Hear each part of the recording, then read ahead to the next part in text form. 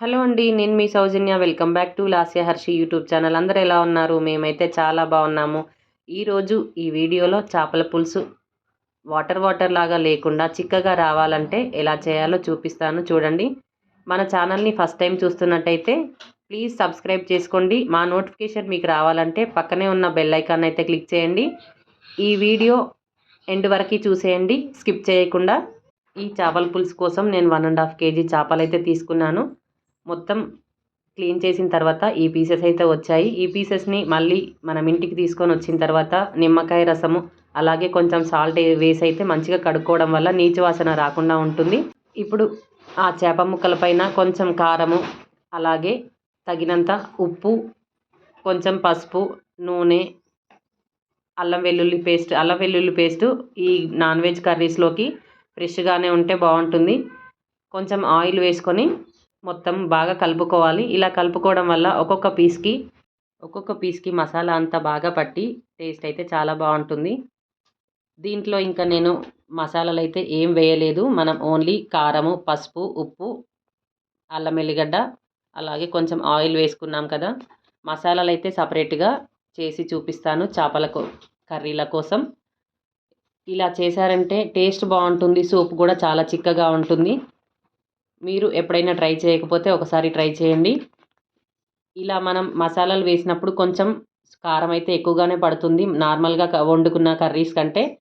ఇలా చేసినప్పుడు కొంచెం కారం ఎక్కువగా వేసుకోండి, లేదంటే చప్పగా అవుతుంది కర్రీ అయితే.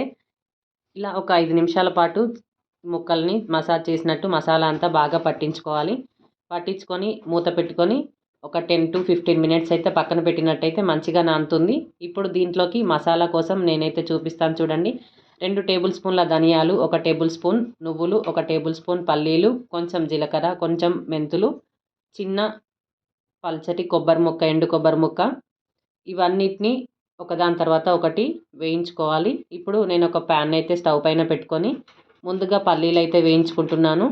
ఈ పల్లీలు కొంచెం వేగిన తర్వాత మిగతా మసాలాలన్నీ వేసి అన్నీ ఒకేసారి వేయించుకుంటున్నాను. సిమ్లో పెట్టి వేయించుకున్నట్టయితే మంచిగా వేగుతాయి.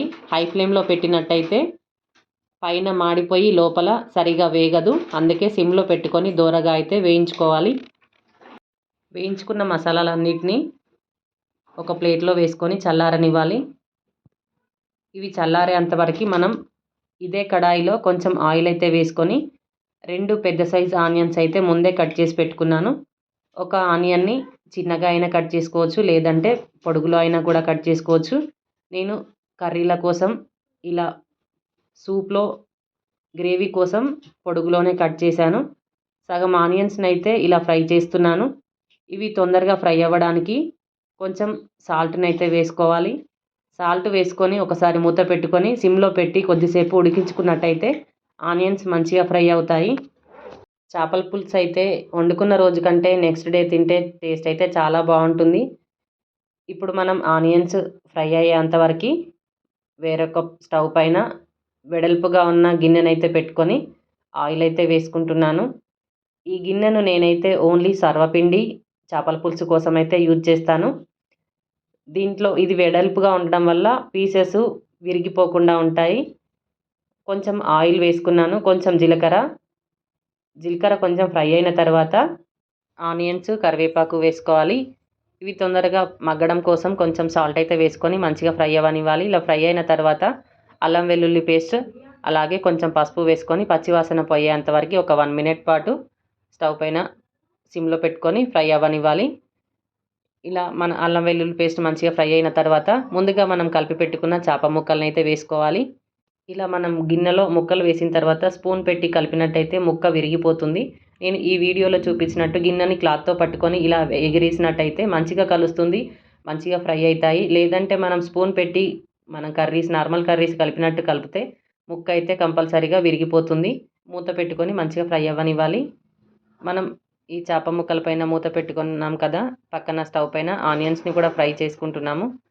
ఆనియన్స్ ఒకసారి మధ్యలో కలుపుకొని మూత అయితే మళ్ళీ పెట్టాను. చింతపండు ముందే నానబెట్టుకున్నాను. చింతపండు గుజ్జును ఇలా చేతితో పిసుక్కొని చేప ముక్కలు కలుపుకున్న గిన్నెలో మసాలా అయితే ఉంటుంది కదా, అదే గిన్నెలో చింతపండు రసం అయితే వేసుకుంటున్నాను.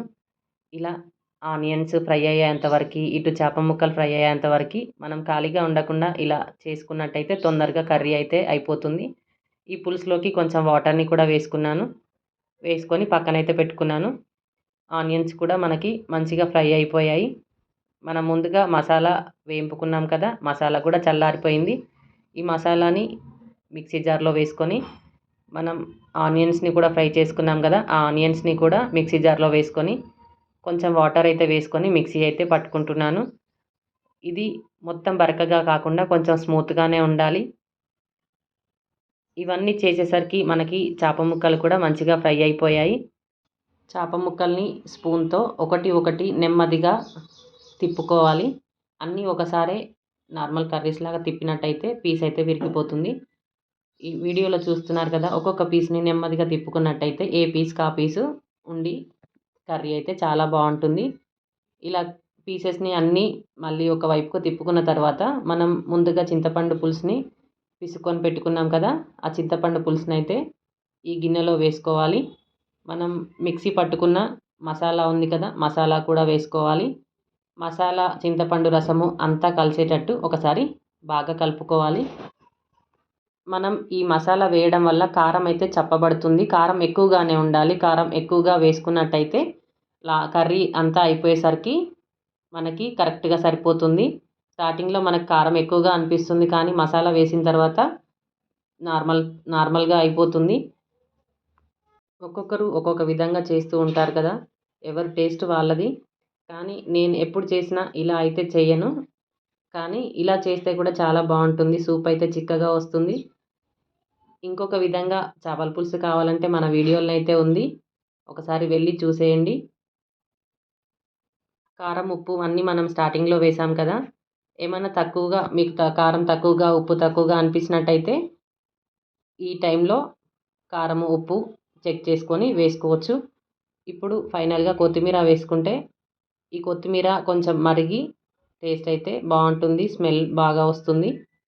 సూప్ అయితే మనకి చిక్కగా అయిపోయింది, ఆయిల్ అయితే పైనకి రిలీజ్ అవుతుంది.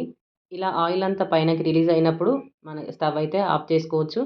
ఇలా సూప్ చిక్కగా ఉండడం వల్ల అన్నంలో కలుపుకున్న చాలా బాగుంటుంది. మీరు కూడా ఇలా ఒకసారి ట్రై చేయండి. ఎలా వచ్చిందో కమెంట్ బాక్స్లో కమెంట్ చేయండి.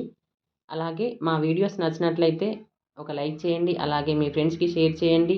మా వీడియోస్ని లైక్ చేయండి, షేర్ చేయండి, కామెంట్ చేయండి, అలాగే బెల్ నొక్కండి, సపోర్ట్ చేయండి. బాయ్.